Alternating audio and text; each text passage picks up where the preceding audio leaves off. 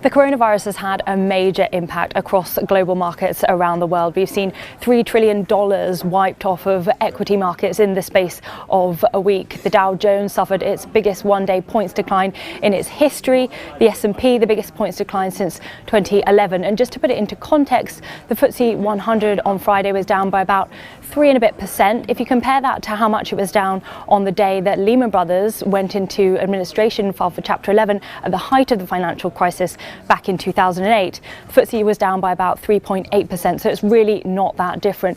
We're seeing major moves to the downside across global markets.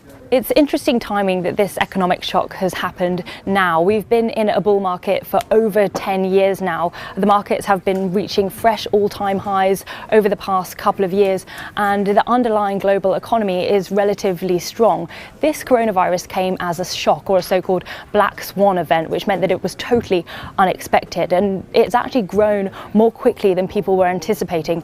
This week, we saw cases outside of mainland China take over from cases within mainland China, and that was a really key development, and that's part of the reason why we've seen this major sell-off. A lot of global equity markets now in correction territory, which means that it's more than 10% below its recent high.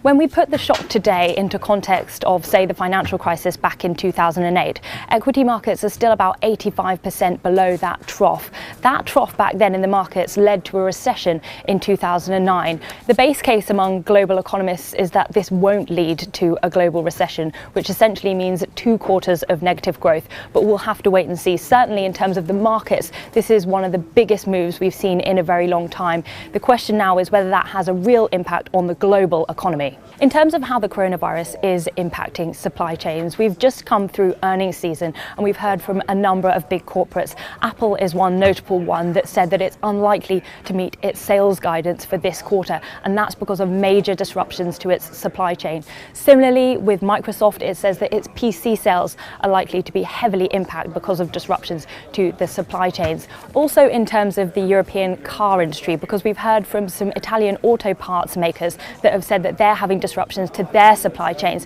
We are yet to hear from the likes of VW and BMW and Daimler to quantify the impact, but certainly that is another potential area in which the supply chain could be impacted. Also, Coca-Cola said that some of its sweeteners have been affected, so products like Diet Coke that require aspartame could see shortages in other places around the world. The travel and leisure sector has been one of the hardest hit when it comes to the market impact of the coronavirus.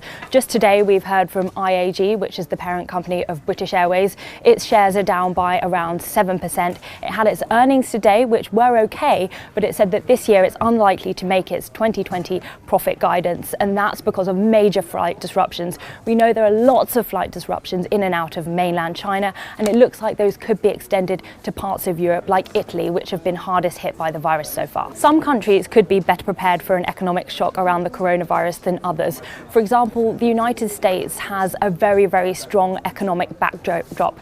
Its unemployment rate is very low, and its economic growth is pretty strong as well, 2.1%, still below Trump's target for 3%, but decent economic backdrop that it's got to support its economy. Some of those weaker economies might look set to suffer. Also, it's likely that the countries that are hardest hit by the coronavirus, the likes of Italy or Iran, are the most exposed.